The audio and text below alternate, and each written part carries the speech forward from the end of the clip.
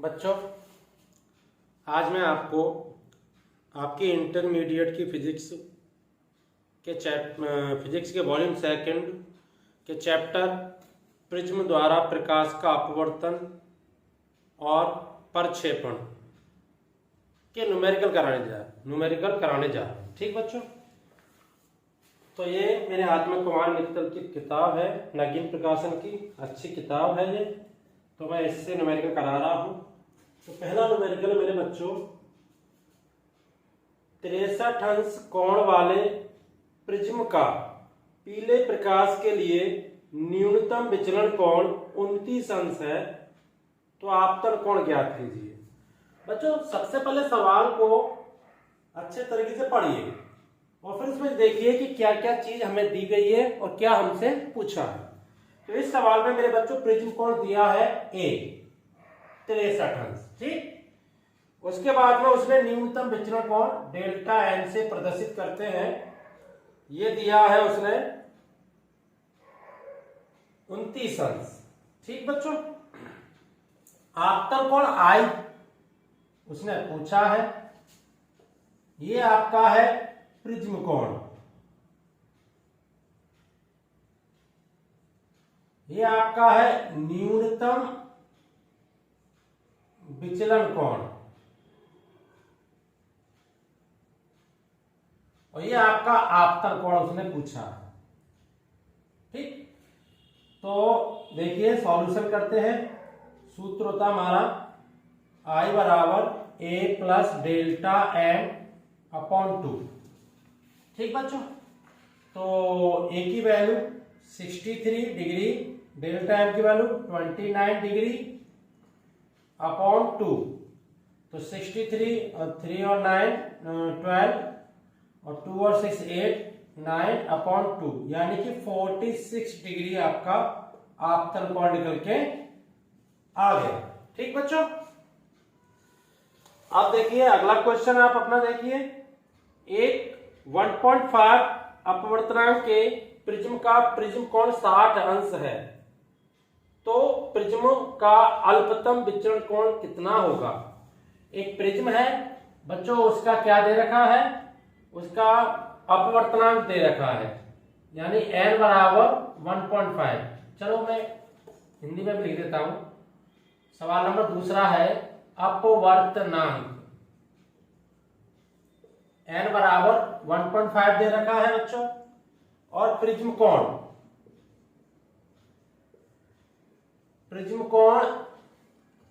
A से प्रदर्शित करते हैं बच्चों, वो 60 दे रखा है। ठीक, और इस सवाल में sin 48.6 डिग्री की वैल्यू दे रखी है, sin 48.6 डिग्री की वैल्यू 0.75 ये भी दे रखी है। ठीक है, 0.075। ठीक बच्चों, तो हमें यहां डेल्टा यानी न्यूनतम विचलन कोण डेल्टा एन पूछा गया है। न्यूनतम विचलन कोण बच्चों डेल्टा एन मुझसे पूछा गया है। ठीक है बच्चों, तो आपका सूत्र होता है बच्चों n बराबर sine a plus delta N upon 2 upon sine a upon 2। ठीक बच्चों, यहां सारी वैल्यू आपके पास दी गई है वो रख दो, जो नहीं दी है उन्हें छोड़ दो।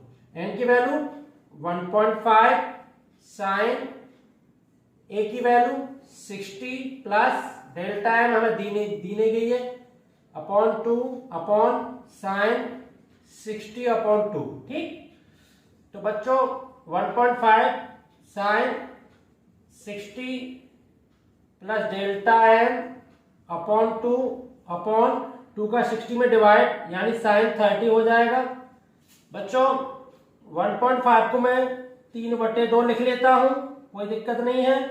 साइन 60 प्लस डेल्टा एन बटे 2, और जरूरी भी नहीं 3/2 लिखो, कोई जरूरत नहीं है, आपका मन हो तो लिखो, नहीं कोई जरूरत नहीं है। साइन 30 की वैल्यू 1/2। मेरे बच्चों 1/2 को मैं क्रॉस मल्टीप्लाई करके 3/2 के पास भेज दूंगा, तो 3/2 गुणा 1/2। ठीक, बराबर sine 60 plus delta N upon 2। 3/2 और 1/2, 3/4 हो जाएगा। 4 का मैं 3 में भाग दूंगा मेरे बच्चों, 0.75 हो जाएगा, बराबर साइन 60 प्लस डेल्टा एम बटे 2। बच्चों 0.75 की वैल्यू ऊपर दी गई है साइन 48.6 डिग्री, तो यहाँ पे 0.75 की जगह ये वैल्यू रख देंगे साइन 48.6 डिग्री बराबर साइन 60 प्लस डेल्टा एम बटे 2। बच्चों साइन से साइन हट जाता है, तुलना करने पर साइन से साइन हट जाएगा, तो 48.6 बराबर 60 प्लस डेल्टा एम बटे 2। 2 को क्रॉस मल्टीप्लाई करके इधर भेज देंगे हम, तो 2 का इधर गुणा करेंगे तो 2 छिक्की 12, 2 अट्ठे 16, 1 17, 2 चौक 8, 1 9, 97.2 बराबर 60 प्लस डेल्टा एम। ठीक बच्चों, डेल्टा एम का मान निकालना, 60 को इधर 97.2 की तरफ पक्षांतर कर देंगे, तो डेल्टा एम का मान आ जाएगा 97.2 माइनस 60, तो डेल्टा एम का मान मेरे बच्चों आएगा 37.2 डिग्री। ये आपका बच्चों आंसर। ठीक बच्चों, इसके बाद में अब हम आपको अगला प्रश्न कराने जा रहे हैं। ठीक बच्चों,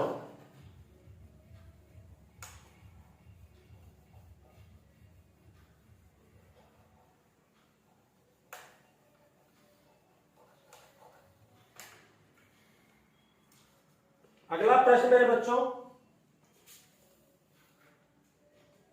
इसी चैप्टर से,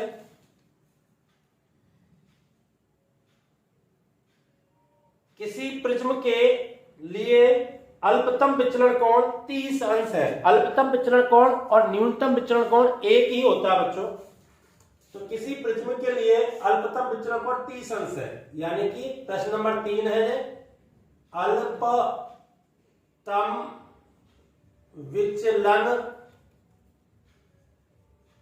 विचलन कोण डेल्टा एम बराबर 30 अंश मेरे बच्चों, और प्रिज्म कोण बच्चों दिया है ए बराबर 60 अंश, और सवाल में मेरे को साइन 45 की वैल्यू दी है, साइन 45 डिग्री की 1/√2, और साइन 30 की वैल्यू भी दे रखी है, वैसे आपको पता होनी चाहिए, साइन 30 की 1/2। और मुझसे पूछा गया है अपवर्तनांक। क्या पूछा गया बच्चों? अपवर्तनांक एन। ठीक बच्चों, तो देखिए सूत्र क्या होता है, एन बराबर साइन ए प्लस डेल्टा एम बटा 2 बटा साइन ए बटा 2। तो एन बराबर साइन ए की वैल्यू कितनी है मेरे बच्चों 60, डेल्टा एम की वैल्यू 30 बटा 2 बटा नीचे साइन ए की वैल्यू कितनी है बच्चों 60 बटा 2, सूत्र में वैल्यू रख दी मैंने, साइन 60 प्लस 30 90, 90 में 2 का भाग 45। ठीक बच्चों, इधर साइन 60 में 2 का भाग साइन 30, और साइन 45 और साइन 30 के दोनों मान दिए हुए हैं बच्चों, ना भी दिए जाएं तो भी आपको ये मान याद कर लेने हैं। 4th number two 1st number चली जाती है संख्या, और 3rd नंबर की 2nd नंबर पे आ जाती है, तो जो हो जाएगा 2/√2, यानी √2 से 2 डिवाइड हो जाएगा √2r, √2 से 2 कट जाएगा √2r, तो आपका अपवर्तनांक निकल के आ गया √2। अगला प्रश्न मेरे बच्चों में कराने जा रहा हूं 4th क्वेश्चन। इस चैप्टर के छोटे छोटे हैं थोड़े, कोई दिक्कत नहीं, पर इंपोर्टेंट भी है। एक पतले प्रिज्म के लिए प्रिज्म कोण 4 अंश है। पतले प्रिज्म के लिए प्रिज्म कोण कितना है बच्चों 4 अंश। ठीक, प्रिज्म कोण को ऐसे दिखाते हैं, और अपवर्तनांक बच्चों n बराबर 1.5 दिया इस सवाल में, तो हमसे पूछा जा रहा है अल्पतम विचलन कोण, यानी कि डेल्टा m पूछा जा रहा है। ठीक बच्चों, तो सूत्र होता है डेल्टा m बराबर a n माइनस 1, तो n की a की वैल्यू 4, n की वैल्यू 1.5 माइनस 1, तो 4 1.5 में से 1 घटेगा तो 0.5, 0.5 का 4 से गुणा करेंगे तो मेरे बच्चों 2 डिग्री। ठीक, इसके बाद में मेरे बच्चों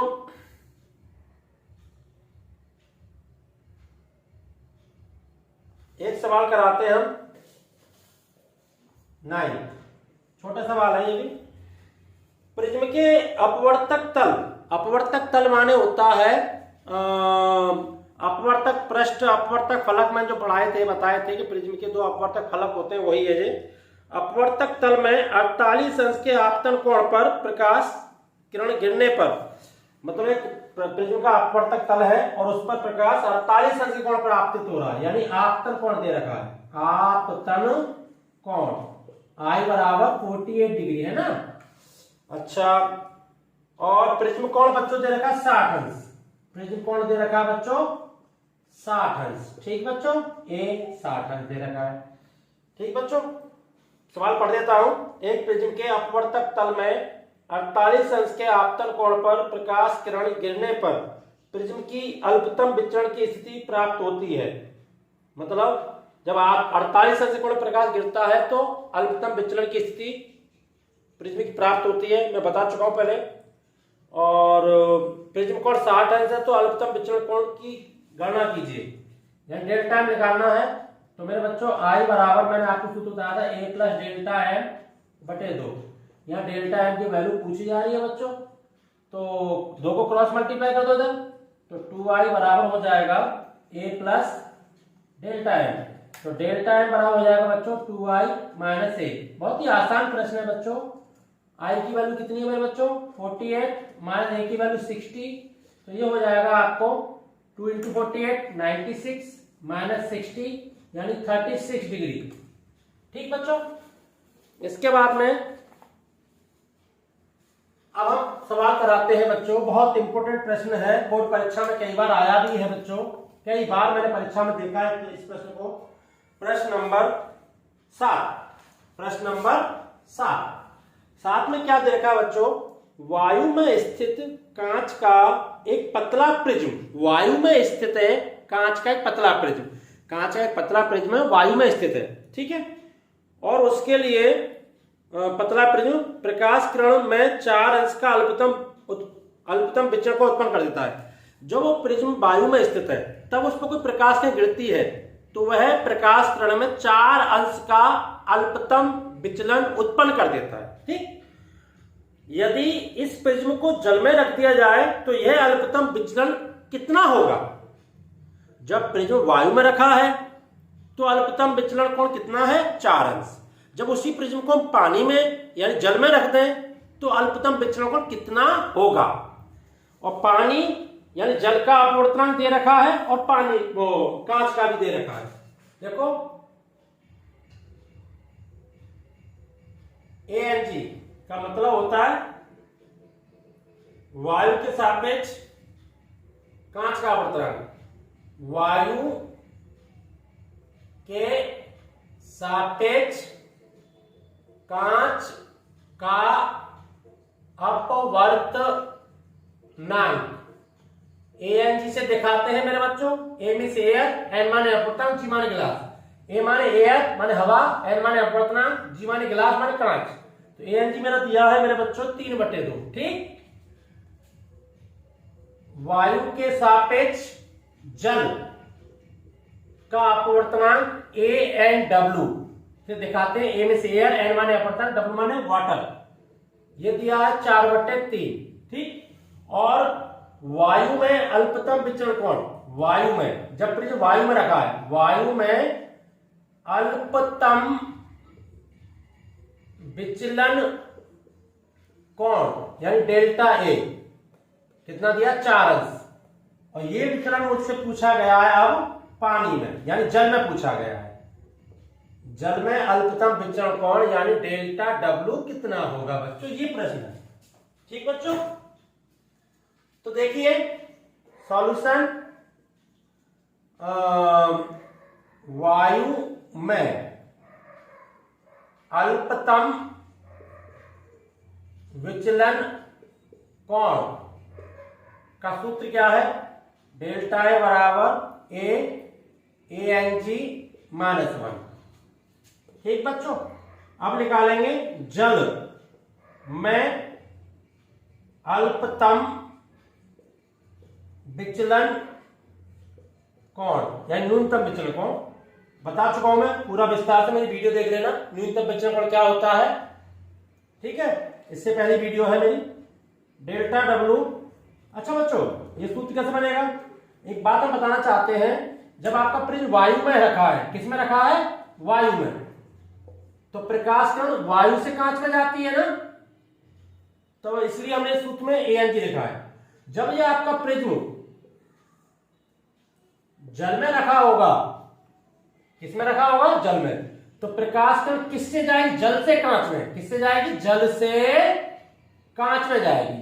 ठीक बच्चों, तो इस सूत्र में जब वायु से कांच में जा रही तो ANG, जब जल से कांच में जाएगी तो WNG हो जाएगा। बस इतना सा चेंज हो जाएगा।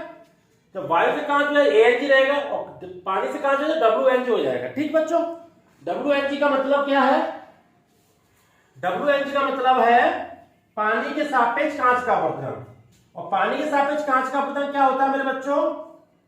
कांच का अपवर्तन बटे पानी का अपवर्तन, ये सूत्र है। दोबारा सुनिए, पानी के सापेक्ष कांच का अपवर्तन निकालना है आपको। अभी मत रखो, अभी ऐसे रहने दो, इसे अभी ऐसे रहने दो। अब भाग दे दो, समीकरण 2/1 कर दो, इस वाले में इसका भाग, तो डेल्टा डब्ल्यू बटे डेल्टा ए, लेफ्ट साइड में लेफ्ट साइड का भाग, राइट साइड में राइट साइड का भाग, बराबर ए WNG -1 बटे ए ANG -1। ए से ए कैंसिल आउट हो जाएगा बच्चों। ठीक, अब देखिए आप, डेल्टा डब्ल्यू बटे डेल्टा ए बराबर WNG की वैल्यू होती है, मैं आपको बता दूं WNG की वैल्यू क्या होती है? WNG बराबर होता है मेरे बच्चों, WNG बराबर होता है, WNG का मतलब है पानी के सापेक्ष कांच, पानी के सापेक्ष कांच का अपवर्तन, पानी के सापेक्ष कांच का अपवर्तन। तो इसका सूत्र होता है पानी के सापेक्ष कांच बराबर, पानी के सापेक्ष कांच का अपवर्तन सूत्र होता है कांच का अपवर्तनांक बटे पानी का अपवर्तनांक। दोबारा सुनिए याद करने के लिए, पानी के सापेक्ष कांच का अपवर्तनांक बराबर होता है कांच का अपवर्तनांक बटे पानी का अपवर्तनांक। मतलब कांच के साथ पानी के सापेक्ष कांच निकाल रहे हैं, पानी के सापेक्ष कांच, पहले कौन सा शब्द आ रहा? पानी, बाद में कांच। पानी के सापेक्ष कांच तो सूत्र होता है कांच बटे पानी, पानी के सापेक्ष कांच निकाले तो कांच बटे पानी। कांच बटे पानी का मतलब है कांच का अपवर्तनांक बटे पानी का अपवर्तनांक। ठीक, तो इसमें रखेंगे मेरे बच्चों ये वैल्यू आप ANG बटे ANW -1 बटा ANG -1, इसमें सभी वैल्यू रख दो जो आपको दी गई है। ANG की वैल्यू मेरे बच्चों 3/2 बटा ANW की 4/3 बटा फिर 3/2 -1। तो fourth number two first number, third number two second number, 3 पहुंचेगी 3 के पास, तो 3 3 9, 4 पहुंचे 2 के पास, 4 दूनी 8 -1 बटे 3/2 -1। ठीक बच्चों, तो इसका हम सॉल्व करेंगे, 9/8 में से घटेंगे, एक घटाएंगे तो 8 या एलसीएम लेंगे, तो 9 में से 8 घटे -1 तो 1/8 बचेगा ऊपर वाला, नीचे 3/2 में से घटेगा तो 1/2। Third number, fourth number two first number, third number two second number, यानी कि 2/8 आ जाएगा, यानी कि 1/4। ये आपका डेल्टा डब्ल्यू बटे डेल्टा ए की वैल्यू आई। तो डेल्टा डब्ल्यू की वैल्यू हम निकाले, डेल्टा ए को क्रॉस मल्टीप्लाई कर देंगे इधर 1/4 की तरफ इधर, तो ये हो जाएगा 1/4 इंटू डेल्टा ए। और डेल्टा ए देखो आपको दिया हुआ है वायु में अल्पतम विचलन कितना है? 4, तो यहाँ हो जाएगा 1/4 गुणा 4 डिग्री, यानी कि 4 से 4 कट जाएगा तो 1 डिग्री। यानी मतलब ये हुआ जब आपका प्रिज्म वायु में रखा हुआ था तब उसका अल्पतम विचलन कोण कितना आ रहा था? 4 अंश। जब आपने अपने प्रिज्म को पानी में रख दिया तो अल्पतम विचलन कितना हुआ? 1 अंश। ठीक, ये बहुत इंपोर्टेंट प्रश्न है बच्चों। अब हम आगे कराने जा रहे हैं अगला प्रश्न। ठीक है,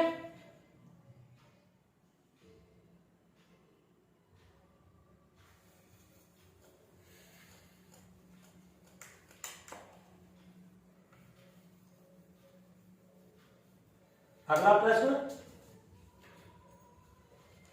इसके बाद बच्चों मैं अगला प्रश्न कराने जा रहा हूं आपको। किसी पदार्थ के बैंगनी तथा लाल रंग के लिए, किसी पदार्थ के बैंगनी तथा लाल रंग के लिए, लाल रंग के प्रकाश के लिए अपवर्तनांक 1.54 और 1.51 है। यदि इस पदार्थ से बने प्रिज्म का कोण 5 अंश है, प्रिज्म का कोण 5 अंश है, तो कोणीय प्रक्षेपण ज्ञात कीजिए। यानी कि 10 नंबर सवाल है, बैंगनी रंग के प्रकाश के लिए, बैंगनी तथा लाल रंग के प्रकाश, बैंगनी रंग के प्रकाश के लिए अपवर्तनांक, हर रंग का अपवर्तनांक अलग अलग होता है बच्चों। बैंगनी रंग के प्रकाश के लिए अपवर्तनांक NV 1.54 दिया हुआ है, और मेरे बच्चों लाल रंग के प्रकाश के लिए अपवर्तनांक NR ये दे रखा है मेरे बच्चों 1.51, ठीक है। और प्रिज्म कोण मेरे बच्चों दे रखा है, प्रिज्म कोण A बराबर 5 अंश, ठीक। प्रक्षेपण क्षमता, प्रक्षेपण कोण पूछा है, प्रक्षेपण कोण थीटा होता है बच्चों। तो थीटा का सूत्र मेरे बच्चों ANV माइनस NR। ये सवाल भी इंपोर्टेंट है, छोटा है तो कोई बात नहीं, इंपोर्टेंट है, इंपोर्टेंट है। 1.54 माइनस 1.51, तो 1.54 में से 1.51 माइनस करेंगे तो 0.03 बचेगा। 0.03 का 5 से मल्टीप्लाई 0.15 डिग्री, ये आपका प्रक्षेपण कोण निकल के आ चुका है। इसके बाद में बच्चों में प्रश्न नंबर 11 कराने जा रहा हूं। प्रश्न नंबर 11 में क्या है सुनिए आप। प्रश्न नंबर 11 में बैंगनी और लाल रंगों के प्रकाश के लिए क्राउन कांच के अपवर्तनांक, बैंगनी और लाल रंगों के लिए क्राउन कांच का अपवर्तनांक, बैंगनी रंग के लिए अपवर्तनांक मेरे बच्चों दिया है 1.523 और लाल रंग के लिए मेरे बच्चों अपवर्तनांक दिया है 1.513, ठीक। और प्रक्षेपण क्षमता, प्रक्षेपण क्षमता पूछिए मेरे बच्चों, प्रक्षेपण क्षमता पूछी है, ओमेगा पूछा है, ठीक। और सुनो, यदि क्राउन कांच के प्रिज्म द्वारा माध्य विचलन 40 अंश है, माध्य विचलन यानी डेल्टा वाई, माध्य विचलन कहते हैं डेल्टा वाई 40 अंश है, तो बंदे ने मुझसे थीटा भी पूछा है, मतलब कोणीय प्रक्षेपण पूछा, जो ऊपर पूछा गया है कोणीय प्रक्षेपण, कोणीय प्रक्षेपण भी पूछा है, ठीक बच्चों। तो ये चीज हम बताने जा रहे हैं, बहुत अच्छा सवाल है, बहुत अच्छा सवाल है। यहां से यहां देखिए अब आप ऊपर इधर, तो मेरे बच्चों ओमेगा का जो सूत्र होता है मैं आपको बता दूं, ओमेगा का सूत्र होता है, प्रक्षेपण क्षमता का सूत्र होता है NV माइनस NR बटे NY माइनस 1। तो यहां पर मेरे को NV दिया हुआ है, NR दिया हुआ है, NY नहीं दिया हुआ, यानी पीले रंग के प्रकाश के लिए अपवर्तनांक नहीं दे रखा है, पीले रंग के प्रकाश के लिए अपवर्तनांक नहीं दे रखा है। तो बच्चों ये हम निकालेंगे NV और NR की मदद से, NV और NR की मदद से। तो सुनिए, पीले रंग के प्रकाश का अपवर्तनांक निकालने के लिए सूत्र होता है NV प्लस NR बटा 2। बहुत इंपोर्टेंट सवाल है बच्चों, परीक्षा में कई बार पूछा गया है, कई बार पूछा गया, मैं आपको बता रहा हूं, आप देखना, आपके पास आंसर पेपर हो तो उसमें देखना। तो NY, तो NV कितना मेरा 1.523 प्लस NR 1.513 अपॉन 2। तो NY आए मेरे बच्चों 3 और 3 6, 2 और 1 3, 5 और 5 10, 1 और 2 3 बटे 2, यानी ये सॉल्व करके आएगा 2 एकम 2, 2 पंजे 10, 2 एकम 2, 2 एकम 2, 2 अट्ठे 16, 1.518, ठीक है। ये आपका पीले रंग का अपवर्तनांक निकल के आ गया। अब आप ओमेगा निकालेंगे, ओमेगा का सूत्र होता है NV माइनस NR बटे NY माइनस 1, ठीक बच्चों। इसमें आप NV, NR और NY की वैल्यू रख दो। NV की वैल्यू मेरे बच्चों 1.523 माइनस NR की वैल्यू 1.513 बटा NY की वैल्यू आपने अभी जस्ट निकाली ऊपर 1.518 माइनस 1। तो बच्चों ओमेगा कितना आएगा आपका, सॉल्व करो, 3 में से 3 गया तो 0, 2 में से गया तो 1, 5 में से 5 गया तो 0.0 अपॉन 0.518 वो 1.518 बन गया तो 0.518। ये पॉइंट यहाँ से हटा दो, यानी 10/518। भाग दे के मेरे बच्चों आएगा जे आपका, भाग देने पर आएगा जे 0.0193। आप भाग दे लेना 0.0193। ठीक है, ये आपकी प्रक्षेपण क्षमता निकल के आ गई। बहुत इंपॉर्टेंट प्रश्न है मेरे बच्चों। ठीक, इसके बाद में एक अगला प्रश्न जो और पूछा गया है कोणीय प्रक्षेपण। तो उसके लिए क्या सूत्र लगाएंगे आप? कोणीय प्रक्षेपण के लिए कोणीय प्रक्षेपण का सूत्र होता है मेरे बच्चों omega into delta Y. Omega into delta Y, ये दूसरा सूत्र है। तो ओमेगा की वैल्यू ऊपर निकाल चुके हैं 0.0193 गुणा डेल्टा वाई की वैल्यू 40 डिग्री दी है। तो 40 का गुणा करो, 4 × 12, 4 नाम 36, 1 37 और 4 एकम 4, 4 एकम 4 और 3 7, फिर 0, फिर यहाँ 0 बढ़ाएंगे तो 1 2 3 4, 1 2 3 4, यानी कि 0.772 डिग्री। ये आपका कोणीय प्रक्षेपण कैसे निकाला मैं आपको बता दूं। मैंने आपको परिभाषा बताई थी, ओमेगा बराबर थीटा बटे डेल्टा वाई। ये परिभाषा बताई थी मैंने आपको, याद हो तो। बड़े बच्चों क्षमता की किसी प्रिज्म से निर्गत किन्हीं दो रंगों की किरणों को पीछे बढ़ाने पर उत्पन्न कोणीय वर्ण विक्षेपण और उन रंगों के बीच के रंग की किरण के माध्य विचलन कोण के अनुपात को प्रक्षेपण क्षमता कहते हैं। ये मैंने आपको बताई थी।